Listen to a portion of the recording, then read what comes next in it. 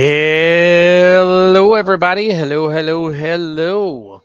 Welcome to today's Market Minds. Yes, I am live down on the screen. Gene, thank you for that. Let me get my camera actually going here for a moment.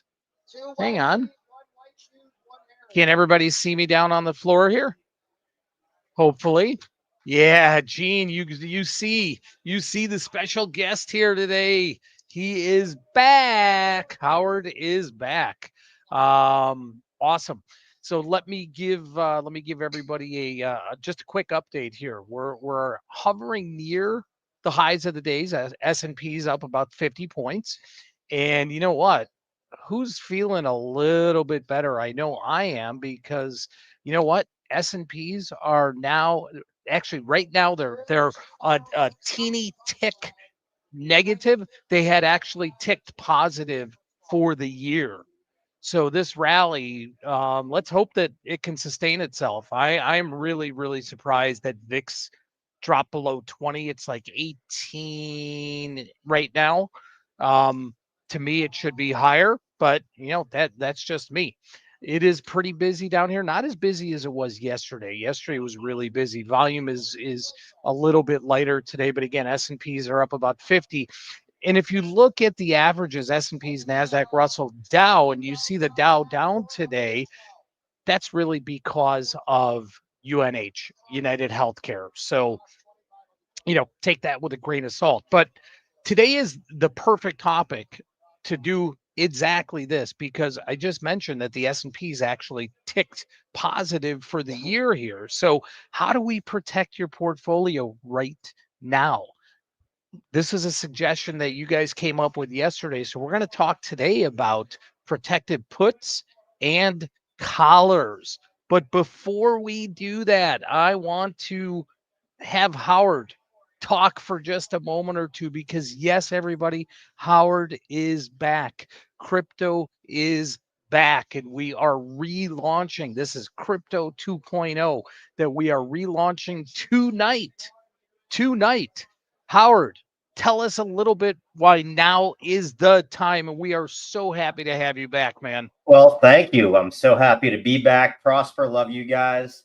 Now is the time because you want to catch the wave before it becomes a tsunami. And what I mean there is we're seeing states like Arizona and New Hampshire pass legislation. We've seen, talk of a strategic Bitcoin bill here in the US, whether that makes it or not. But what we've really seen is the advent of what I think Crypto 2.0 is after the ETFs, right? Everybody has access to crypto now. They can buy it through their regular brokerage accounts, whether you're using Schwab or whomever, Robinhood, it's there. And what we've seen is obviously the new administration is pushing a very pro crypto regime in. When you look at Howard Lutnick, you look at Secretary of Treasury, Bessent, those are guys that own a lot of crypto, are heavily involved in the industry, not only the president and his family, but all assets from the SEC chairman Atkins, all the way up, like I said, through the cabinet. They're all very pro crypto, and they have large holdings and they have business entities tied to it. And then the second part, it's been a race from TradFi, right? We've seen just in the last few days, Coinbase, which to me is almost TradFi these days. How about crazy today on the S&P news, right? So you talk about legitimizing it even more. I was just going to say the exact same thing. And then you got BlackRock, Larry Fink, you've got Ray Dalio, you've got all these folks that are, Micro Saylor. You just had Metaplanet out of Japan. So it's not just here in the US. We're seeing everybody across the globe, corporate treasuries putting it on their treasuries, all that. And like I said, what we've seen is Robinhood buy crypto exchanges. We've seen, Coinbase buy the largest decentralized futures exchange in the world. Yeah, it's all happening, and it's happening quick, isn't it? It is. You'll be able to trade Bitcoin 30 different ways in a matter of a month. And not to mention all the ETFs coming out again. It's, before it was sort of the one trick pony. If you wanted crypto and you were sort of not going to go with the crypto route, you had a Bitcoin ETF maybe, or Bitcoin futures. Now you're going to have XRP, Cardano, Solana. I mean, there's 12 or 13 different, ETFs that are out there in the different waves of being, approved. And guess what, everybody? Howard's here to show you how to trade and take advantage of each and every one of those. That's what he's going to get into tonight. And here, what you see on the screen is just a little bit about what Howard is going to go into tonight. Not going to go into like all the back end stuff of what makes Ethereum work and what makes some of the other blockchains work.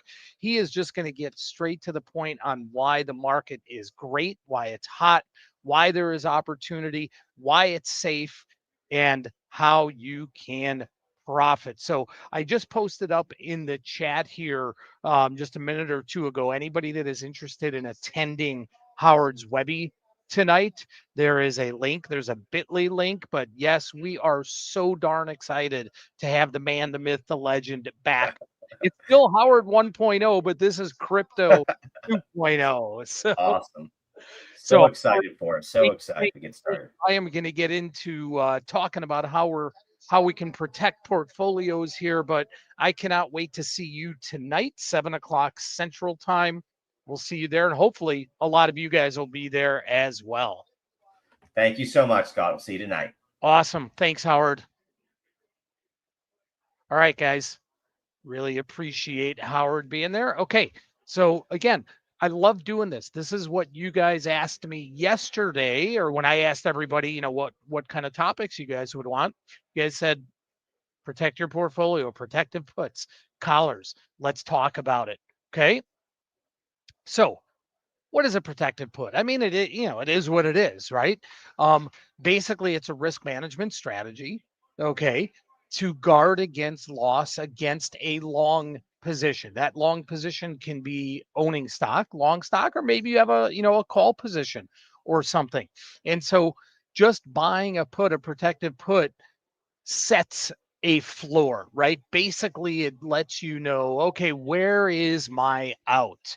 God forbid, what hits the fan, my asset goes down in price. Where am I willing to say, okay, enough is enough? I know I can't lose any more if it gets down that far. So again, the two reasons really, excuse me, two reasons really why you would have a protective put on is number one, to limit your risk when you've bought stock, right? And that's also known as, if you've ever heard the phrase, and we hear it all the time down here, especially the brokers will say, what's the market on this married put? It's a married put. So that put is tied to, married to a stock. Okay. And, listen, you may want to hold on to a stock position that you have forever and ever and ever and ever. But like what number two says here, what if you think the market's maybe a little bit bearish right now? Maybe there's some, rockiness. So you can buy that, just get a little bit of protection. Okay. And then be on your way. Now, the strategy that I really want to focus on, although you know what, before I do that, I actually charted this out for everybody to see here. Can everybody see this P&L chart on the screen? Because we're going to go through the difference of just buying a protective put versus actually putting on a collar. Okay, great. Gene, thank you. You are right on the hop today. This is great. This is great. Okay. So I pulled this data just like an hour ago. Okay. So let's say you bought 100 shares of Apple at 210, which is pretty much where it's trading. Okay. And you want to protect that investment. Okay. Now, you can always choose what expiration, you can always choose what strike you want to have that floor of protection. In this example here, all I did was I used at the money put going out a couple months. So the P&L, this chart that you see up here right now for a married put or protected put, is based on owning 100 shares of Apple at a price of 210 and buying one July 210 strike put for $7.75. Okay. So you can follow through here, and I need to get my drawing tool. I always forget to do that here. Always forget to do that.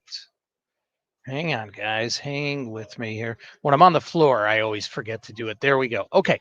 So listen, if you own a put and you own stock, and I'm not going to get into the synthetics of it, but we can do another chapter on this maybe tomorrow on synthetics. But owning a put and owning stock 1-to-1, so 100 shares of stock and one put, 500 shares of stock and five puts, that's also the same thing as owning a call option. Well, you can see that because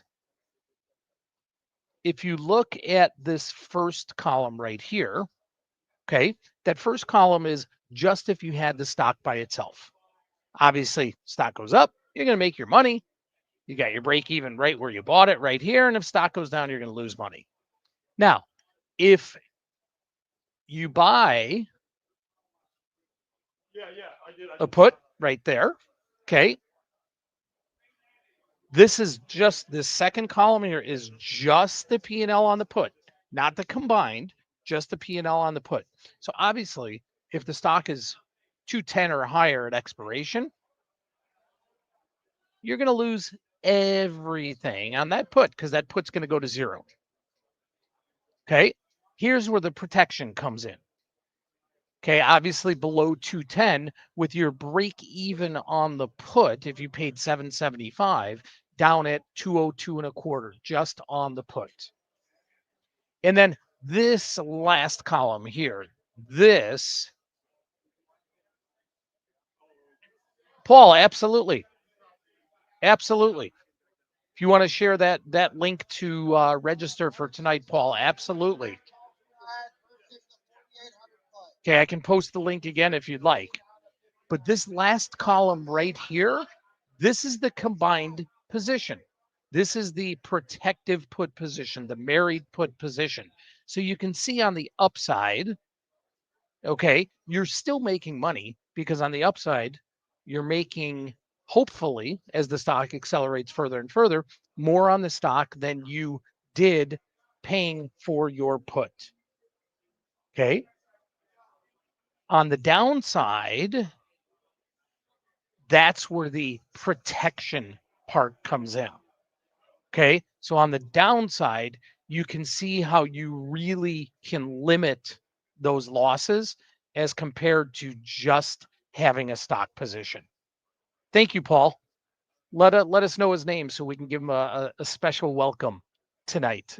All right. So does everybody see this? This is pretty basic, right? This is just puts in stock right here. Again, puts in stock synthetically, that is the same as a long call position. And if you think about it, if you own a call, doesn't your P&L kind of reflect this right here, right? Stock goes up, you make money, stock goes down, you lose money. All you can lose is what you paid for that call. I know we're talking about puts right now, but you are completely risk defined there. Okay. So everybody understand that. Pretty basic. Could I also sell a put? Oh, sure. David, so if you wanted to, instead of just buying a naked put, if you wanted to do a put spread, right? So limit the investment of your protection. Sure, you could absolutely do that. But what does that also do? Awesome, Paul. We'll definitely watch for him tonight. Thank you. So, David, you can definitely do that. But then if the stock goes down too far, if the stock gets to that short put so that your put spread maxes out, then your protection is done at this point. So if the stock keeps on falling, okay, your put spread, you've already gained the maximum amount of protection from that while the stock keeps dropping. So there's always a give and take. It's going to cost you less to do that, but you're going to have less protection. Now, this is the collar strategy. How many of you either have ever used a collar, not a shock collar for your pets or anything, but a collar, or have ever heard about it before? This is a phenomenal, phenomenal strategy. Let me see how many of you never heard about it. Okay, great. Got both sides of the yeses and nos here. Okay, well, let's go into it. Okay, let's go into it. What is a collar? Okay, it helps protect against losses, just like your protective put. It also limits your upside, though. Okay, it also limits your upside. So let's say you already own stock and you want to have protection to the downside in case stock drops.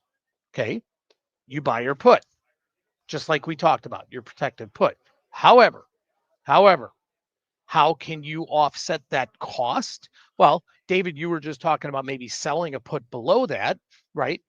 Which, if you do that, your cost is offset a little bit. However, your protection to the downside is limited. But with a collar, what you do against a long stock position is you not only buy that put, you also sell an upside call. Now, you can do that with differing strikes, meaning if you're $10 away on the put side, you can do it $10 away on the call side, $5 away, $15 away, and you can get a credit. You can do it for a debit. We're going to talk about what is probably most common, and that's called a zero cost collar. A zero cost collar. Well, but David, that's not necessarily a problem, right? You do that with the intent that your stock goes up, right? You're protecting by selling a call in that instance. Stock goes up, but you're doing that knowing that, sure, if the stock goes too far, you can get your stock called away from you, but you still keep that premium. So in the case of the collar, you're buying a put, you're selling a call. You're really limiting your downside. You are also limiting your upside, though. You have to go into that with the assumption or with the mindset that, you know what, if my stock appreciates another 10%, 15%, I'm okay getting it called away. Okay. And look what I put on here. If you have a collar where you buy a put, sell a call, and you have your long stock position, where is the best place for that stock to go to? Yes, always the short strike. Let's go through an example before we do that, though, everybody. Let's get to the Hulkster here. The Hulkster says today for the wheel, the word is protect. Because in this market environment right now, especially with the market rallying all the way back, actually being positive on the year now, there's a lot of people that want to protect. So this is a really good conversation today, and Hulk says it is the right word to use for today. And while you're doing that, it would also be really awesome if you could smash that like button, please, and hit the subscribe button. Helps us immensely, as you know. Helps us immensely.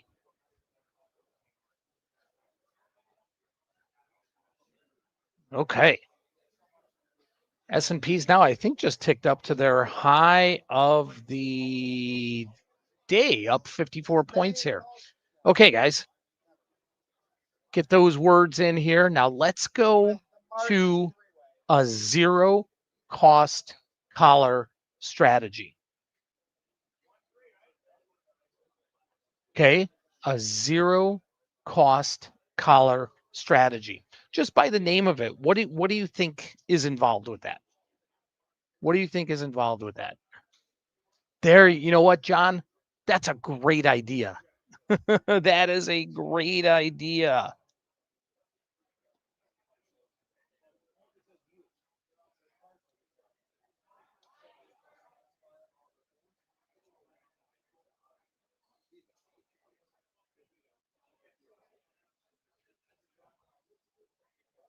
Okay, cost zero for the protection.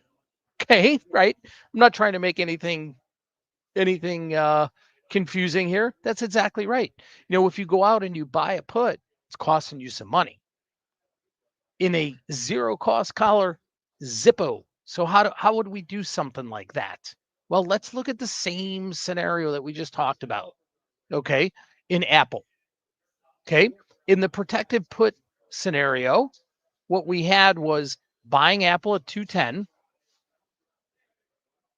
Okay, now, excuse me, in the protected put scenario, and again, this was random. I could have chosen any strike, but I used the 210 put. Okay, there you go, Paul. Yes, an idea whose time has come. Mash or be cast away, be an outcast. Okay, so here, okay, we could go 5% out of the money roughly. So $10 strike out of the money, either direction. And again, based on your risk tolerance or how much or how little protection you want, you could go $5 out of the money. You could go $20 out of the money. Essentially, though, if you go an equivalent distance out of the money call and put, those prices on those options are going to be real close, real similar. So here, what I set up here was owning stock at 210, buying the July 200 put, pay 475, and these are real prices as of about an hour ago, and selling the July 220 call at 475. So your net is zero. You're not paying anything. There's no debit. You're not collecting anything. There's no credit. So what this basically does is stop you out on the downside at 200 from your losses.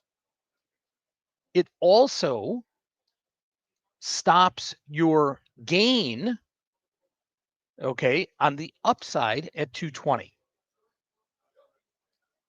Okay, exactly, Kevin. What I would do is use the expected move. Okay, that's what I would do. So whether that expected move was, $4 away, $8 away, whatever it is, and I would use those strikes appropriately. So let's go through this P&L. Let's go through this P&L. Okay. So this is just long stock. This is the same chart as in the other one with just a protected put. Obviously, you own your stock. Stock goes up, up, up, up. You can make money. It goes down. You're going to lose a 1-to-1, right? Now, here is the 200 put isolated by itself. So at expiration, if the stock is 200 or higher, that put's going to be worthless. You will have given up your 475. And you start to make money back just on the put, the lower and lower and lower the stock goes. Obviously, you're going to lose on your stock position. You're going to start gaining on the put position. Now, here is isolated just the short 220 call. So the 220 call, okay, you are going to make that entire 475 just on that call if the stock goes at expiration 220 or lower. You're going to start losing just on the call position if the stock is higher than what? Where would the break even for that be? You've got the numbers there. Where would the break even on the upside just for the call position be on the upside? Almost. Almost. Remember, 475 was the price.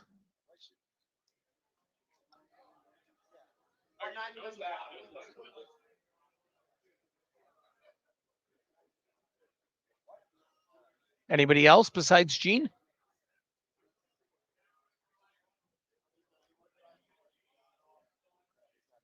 Okay. David, what's that strike is 220. Robert, the strike is 220.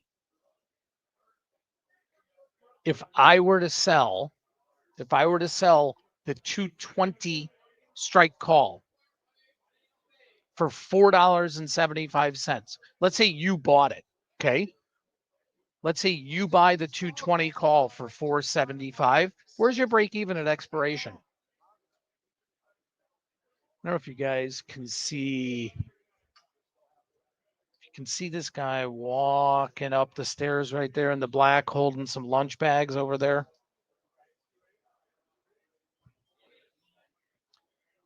biggest broker on the floor, not just in terms of size, but has the biggest orders on the floor. That's it, Robert. Gene, yeah, 224.75. David, not 214.75. If you own the 220 strike call, what does that allow you to do? Anybody that owns the 220 strike call, what does that allow you to do?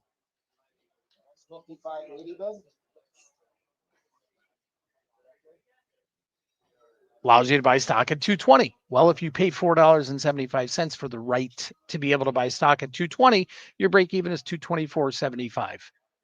So that is why on just the short 220 call, our profit selling it is anywhere up to 220 at expiration. Now, if you combine the two, if you combine buying the put and selling the call, okay, what you'll see is on the upside, you are moderating or limiting your potential profits. Okay, because you can see here if the stock, really skyrockets, you could make 20 bucks on your stock here. With this position, you only make 10 bucks.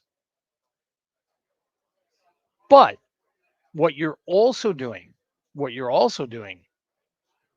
is the max you could lose is $10.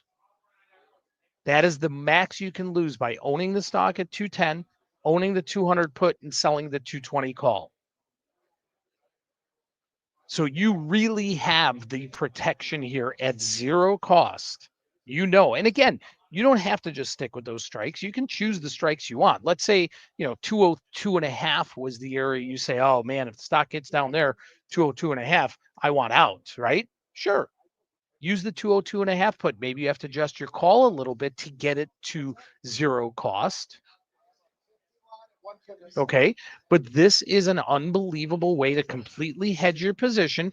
Going into this, though, knowing, just like in the situation of if you sell a covered call, that the stock could get called away from you. Remember what we always talk about when we're evaluating like reward and risk, when we're evaluating something in the room. If you're getting something, right? If you're getting the benefit out of something, you got to be giving something up. Unfortunately, there's no free lunch. So if I'm getting the benefit of this protection, I got to be giving something up. And in this case, what am I giving up? I'm giving up potential profits on the upside. Let me go back here real quickly here, guys, because we're going to do we're not done. We're going to do a last call. We got a lot of people in here, so we're going to do a last call for the wheel. So protect is the word. Okay. Give you guys another moment here to get protect up there. And at the same time you're doing that, come on, subscribe, smash, all that good stuff. Okay. So this is what your P&L would look like if you had a collar position on. Okay. You can see here's right where your stock price would be. So in the case of Apple, that would be 210 right there. And you could see you make your money all the way up to where? The short call strike. And on the downside, you do lose, but you're stopped out at the long put strike. So I beg to ask the question. If you have a collar position on, where ideally do you want the stock to go? Where ideally do you want the stock to go?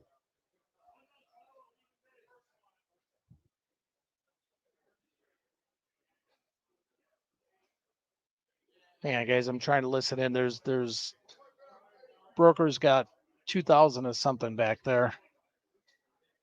Trying to listen in. What? Robert, not the long, Kevin. Not the long. If we go to the long strike, that's our put down here. That would mean we lost $10 on our stock.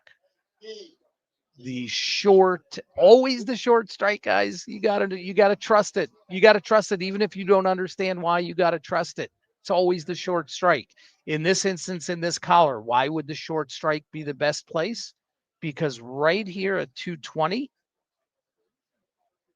okay, you've made 10 bucks on your stock, right? You've made 10 bucks on your stock and your option position is still zero. Remember, you paid zero, you didn't collect anything, and at 220, it's still zero. But if it don't ever be sorry. But if it starts to go higher than 220, now you're going to get stopped out 1-to-1 with your long stock and your short call. So the optimal place would be up at the short strike. And if it happens to go there and you want to do this again, then you could put a collar on, roll it out, do another further out expiration. Exactly, Robert. Above in like I just said, you're going to start losing 1-to-1 on the short call versus your long stock. So 220 would be optimal. If you get 216, 218, 219, great, fine, whatever. That's great. Great. You've made money on your stock while having the protection, haven't given anything back. Wow, spoos are ripping here, guys. Well, they're buying them. They're buying them. Okay, does everybody understand this? Does everybody understand this?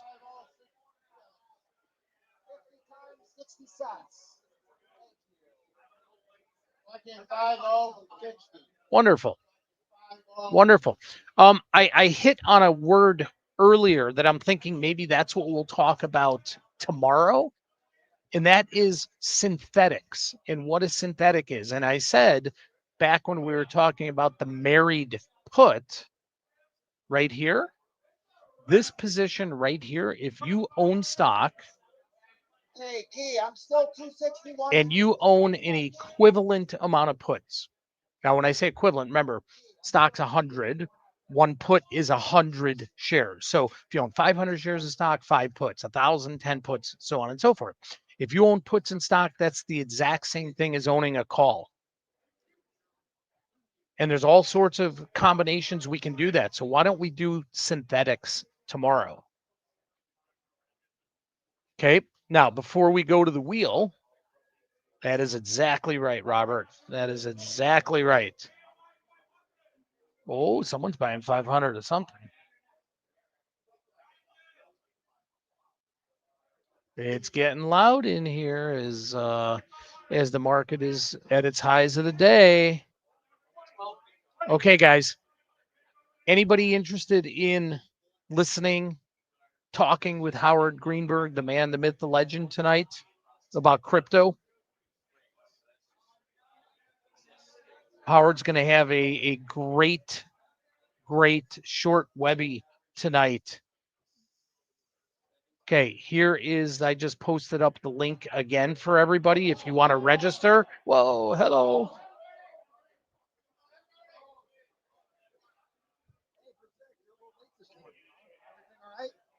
What is going on out there? Okay.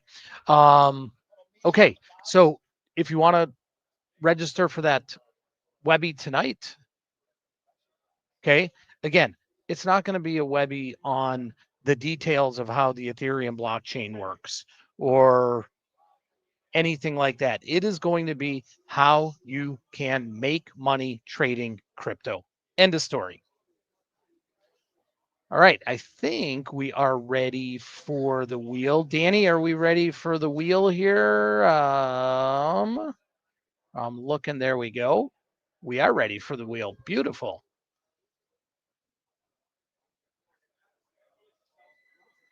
All right, everybody. Now, if you won yesterday was Karen, and let me go back here. Yesterday was Karen and Randall. Not going to let you win today. We got to spread the wealth around. We got to share the love. Okay. All right, here we go, everybody. Let's give it a whirl here. Let's give it a whirl. Are we going to be Kevin or Thomas? Kevin or Thomas? Kevin or Thomas? It's close. Kevin. Kevin, are you still here? I know you were answering and making some comments early. I know you were here earlier. Kevin, are you here? You got to be in it to win it. Beautiful. Okay, I just posted up an email address. Please shoot me an email with your mailing address and size swag. All right. Oh, Gene. Gene wants another spin. Who else here wants another spin? Anybody? Got to remove Kevin. Can't win twice in one day. If we do another spin here, who wants another spin? Okay. You ask, we deliver. Here we go. Now, wouldn't this be really, really cool if it lands on Gene since he's the one that said another spin? Let's go for it and see what happens. Yeah, it's a twofer Tuesday. Guillermo or Thomas? Guillermo or Thomas? Guillermo, are you in the room? Boy, Thomas, don't play the lottery today. It was one away from you on the first one, and it's one away from you on this one. Guillermo, are you in the house? Are you still in the house? Uh-oh, Guillermo. Guillermo. I'm going to give you 10 seconds here. Karen got in yesterday just under the buzzer. Guillermo, 10, 9, 8, 7, 6, 5, 4, 3, 2, 1. I think we're going to have to spin again.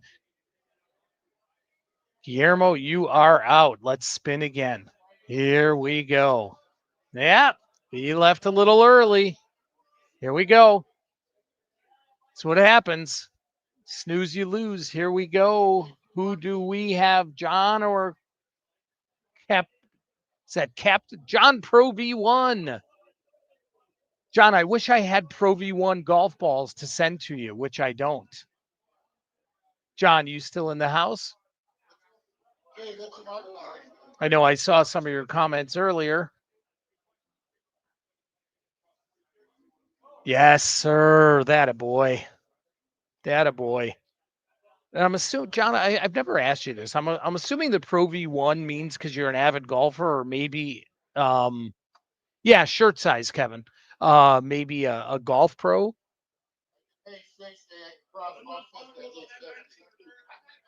Is that the Pro V1?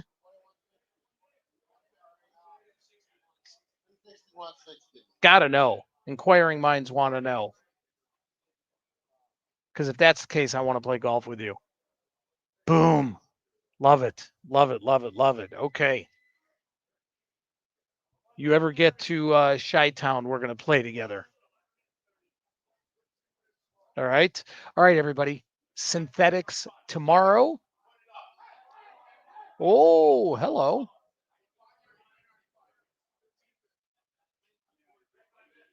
It is busy here, guys. It is busy. Okay. Synthetics tomorrow. We've got crypto tonight. Okay. You guys log on, sign up. Paul, I know you gave the link to your brother-in-law. That's great.